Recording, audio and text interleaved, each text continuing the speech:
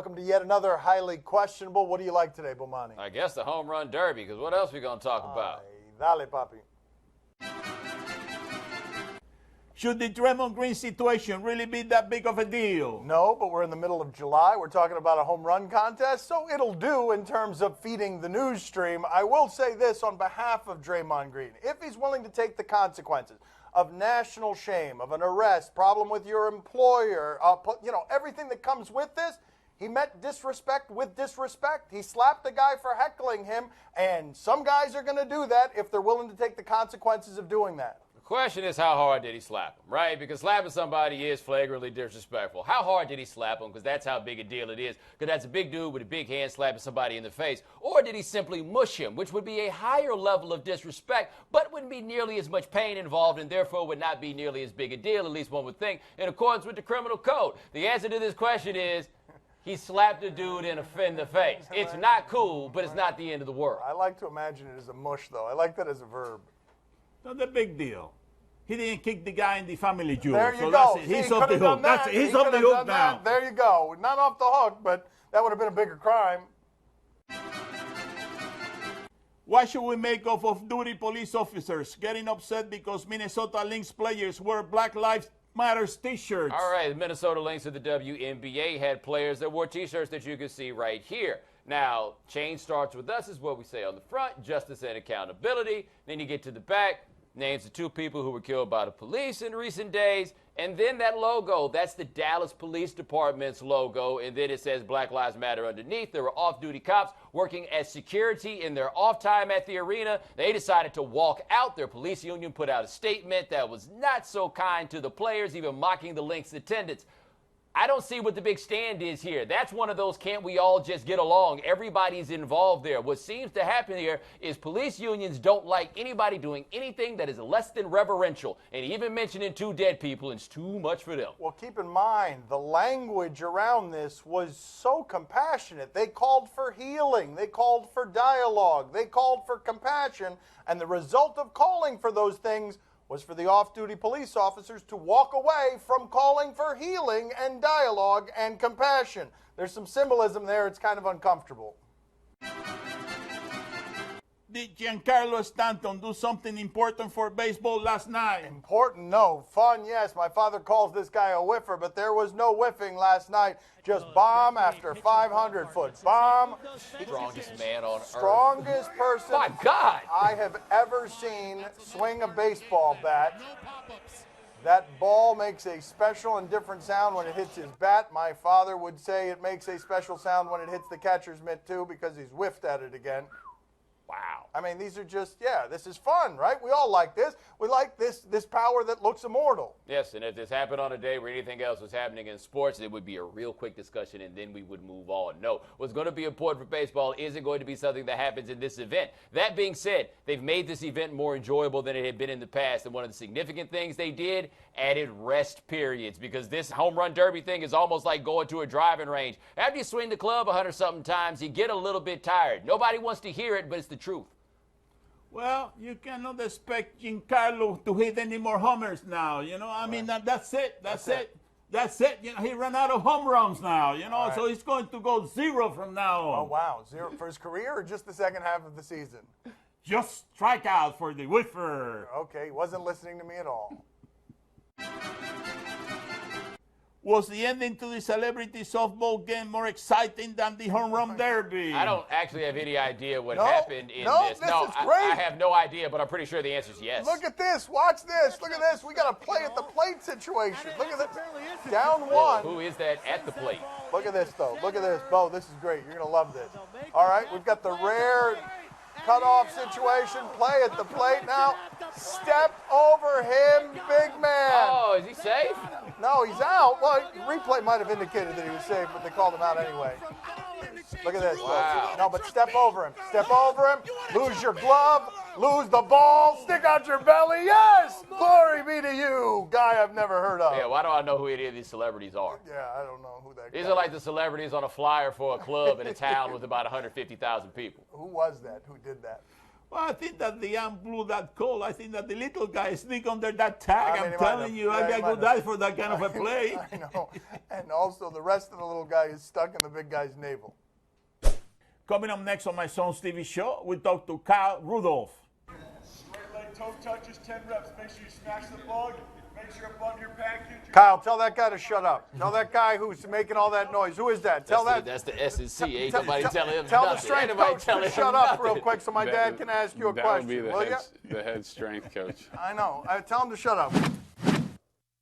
Joining us at the beach today is Kyle Rudolph. He's a tight end for the Vikings, and his End Zone charity is looking to raise funds for the University of Minnesota Masonic Children's Hospital. Follow him on Twitter at KyleRudolph82 to find out how to contribute. Let's talk to Kyle. Kyle, how would you describe your life growing up in Cincinnati? What was it like? Growing up in Cincinnati was awesome. You know, the town of Cincinnati, it may seem like a big city, but it's not. It's exactly that. It's a small town, especially living on the west side of Cincinnati. It's very divided, east and west side, depending on what side of 75 you grow up on. I grew up on the west side, and I take a lot of pride in that. What's the difference between the west side and the east side? Well, the west side, we like to think of ourselves as more blue-collar, hardworking. The east side is more the white-collar, silver spoon, if I may say. So I take a lot of pride in growing up on the west side of Cincinnati.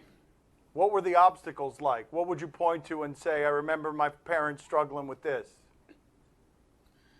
Well, for us, it was, right off the bat, we're here in Minnesota. My wife Jordan and I are doing a huge project at the Minnesota Children's Hospital because, my younger brother was born with cancer, and they spent a lot of time at Cincinnati Children's Hospital. So, children's hospitals are extremely important to us, and that was a huge obstacle for my family right off the bat, getting through that.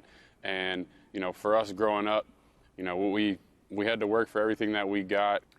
What were you like as an older brother? Were you protective? Were you someone who rode your little brother hard, or did the cancer make you be super gentle with him? Well, it's actually funny because, my brother and I were 15 months apart, and if you looked at us, you would never guess that we're brothers. He's going to say he's 5'10". I'm not quite sure he's that tall, but why you gotta he's do about like that, 5'10". He's going to say he's 5'10", but I'm not sure he quite ever got to 5'10". But being so close in age, we were always playing around the house, always competing. And I was a pretty large kid, and, a lot of times, we'd get going at it pretty good, and it ended up with me being in trouble because I hurt him. So, I was, if I were him, I would have to say that I was a pretty hard big brother to live with. So were you the one starting it with the little brother that you won't even let be 5'10"? No, I never started it. It just happened to be that I always finished it. He was smart. He knew that he could start it, get a couple jabs in, and then I'd finish it, and he could run to mom and dad. What's the most trouble you ever got in for hurting him? Here's a perfect story for you. So we get home from football practice, and we grew up in a subdivision with a pretty long street. People loved to come over and, park their car, and they would walk the neighborhood because it was about 2.5 miles round trip if you walk from the top of the street to the bottom. So my mom's out with a bunch of friends. She's walking. My dad was still up at practice, and my brother and I are trying to get in the house, and the garage door was open, but we couldn't get into the actual house. So I'm pestering him as we're trying to get in the house, and we had a few old bricks laying around on the side of the yard, and he picked one up and hit me right in the back of the head. I started bleeding, grabbed the paper towel, put the paper towel on my head, found my mom, and she didn't even ask what happened to me. She said, "What did you do to your little brother to deserve that?" Wow, he hit you with a brick? But why did you get hit in the back of the head with a brick? What did you do to your little brother to deserve that? I was just tormenting him. Like, we were trying to get in the house, and I was like slapping him, just being a normal big brother. Like, we would try to get to the door, and I'd bump him out of the way, and I guess I bumped him a little bit too hard, and he got me on that one. I had 4 staples and a trip to the emergency room. Yeah, I'm more concerned with staying on his good side than I am with yours. I don't care if you're in the NFL or not. Brick thrower, man. That's just the beginning of the stories right there. I'll take Say another that again? one. Beaumont, you want another one, Beaumont? I'll take another one. If you've got one with a brick to the head, if you've got another one, give us another one. You know, like I said, if you look at the two of us, you would never guess we're brothers. And, you know, the little bit of size difference, he made sure that he made up for it, whether it was whatever he could get his hands on. It just happened to be a brick that day. You know, I can remember playing rollerblade hockey in the street, and you can't give him a hockey stick because you know what happens when he gets a hockey stick. That slashing turns into a full-on home run derby. Who's the guy in the Minnesota locker room that you and everyone else knows not to mess with? That he's got a temper, that he's dangerous, that he's physically imposing? No one messes with him. If I'd have to pick one guy in the locker room that I wouldn't mess with, I'd have to say Everson Griffin. If you watch Everson play the game of football, he plays extremely violent. And I don't know if there's a bigger freak in terms of size and speed combination than Everson, because he's a guy like, you know, you mess with a big guy, like I'll run away from a big offensive lineman or a big defensive lineman, or I'll be bigger than a little guy and I can take him, but I can't run away from Everson. He's too fast, and then once he gets me, he's too strong to let me go. Well, what about Peterson? Like, you're not saying you can take Peterson, are you? See, but I've got like 40 pounds on Adrian, so I'll just try to hold Adrian as much as I can, to whereas Everson weighs the same thing that I do, and he might be almost as fast as Adrian. Let's go to a 3-shot here. Hold on just a second, Kyle. We're going to get my father in here. Hold on just a second. Here, guys, both legs straight up here. Straight leg toe touches, 10 reps. Make sure you smash the bug. Make sure above your package. Kyle, tell that guy to shut up. Tell that guy who's making all that noise. Who is that? Tell that. That's the S&C. Ain't nobody telling him Tell the nothing. strength Ain't nobody coach telling to him shut up nothing. real quick so my dad can ask you a That question. would be Will ya? the head strength coach. I know. Tell him to shut up. Go ahead, Poppy. Kyle, what is the best fight you have ever seen in a football locker room? The best spike? Yeah. Fight. In a locker room. Oh, okay, yeah, go ahead. Say it again. What is the best fight you have ever seen in a football locker room? Oh, the best fight. We actually had one here a couple years ago that made its way onto the internet because one of our young rookies decided it would be a good idea to videotape it and post on his Instagram and Twitter. So I would not recommend that to any rookies coming into the league, but this young man did. Yeah, we got and that we had a Russell couple in teammates. football. That was that hazing incident, right? You guys got hazing banned with Yeah. that incident, correct? Exactly. Not smiling. He's not smiling anymore. No, all right, get out of here, Kyle. Go lift weights. Good talking to you. Nice talking to you. Thanks, Gracias. guys. Thanks for having me. Yeah, okay. You too. Thank you, guys. Everywhere, P-rolls in my VIP. Skirt, skirt. Uber everywhere, P-rolls in my VIP. Skirt, skirt. And I think that chick from Canada. I think him from the 6. Uber everywhere, P-rolls in my VIP. This broadcast from the Clevelander Hotel on beautiful South Beach, Miami. Time to play the game that when it hits you, you feel no pain. Do you question? Give us topics and events. We question them.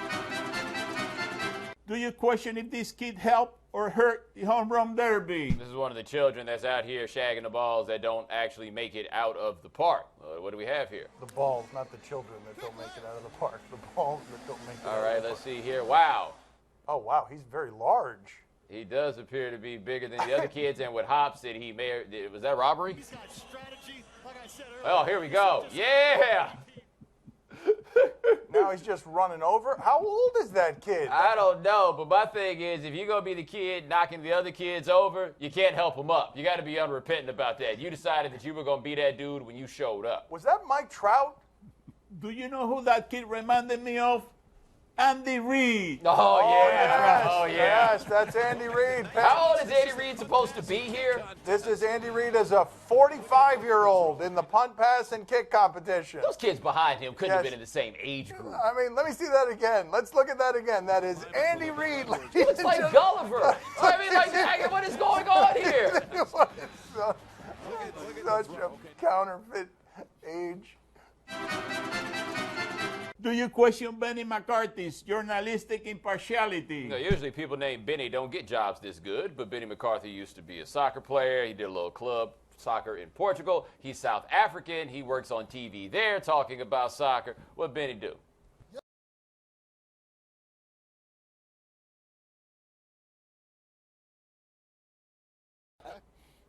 I don't have nearly as many questions about Benny as I do the gentleman, the second one from the right. I want to know exactly how he told his wife about what happened to him at work today. I imagine he didn't find it as entertaining as we did. You know, that's ridiculous. You know, when you're on TV, you have to be a professional. When your team wins, you cannot celebrate like that. Oh, the old days. Wow, we're going into the old footage. Wow, look at that. Wow. Poppy, that was back when he loved LeBron. Yeah, these are the shows that I like to think of like not really existing. 'Cause, Yes. you know, I Yes, wasn't here. it looks less crowded. Also less entertaining. But, Manny, this is before you were born. I mean, that's entertaining, Bomani. Now, Come on, look at that. Yeah, there's something to that. I do. Time to play the game that is minty fresh. See? Oh, no. Tell us what's on television tonight. We'll tell you if we're intrigued. You don't still carry that banaka in your pocket. No, I That was ran out of them. foul. My side of my face melted. On Fox, the Major League Baseball All-Star Game. Sure, I'm interested in this. I'm also interested in celebrating Bartolo Colon.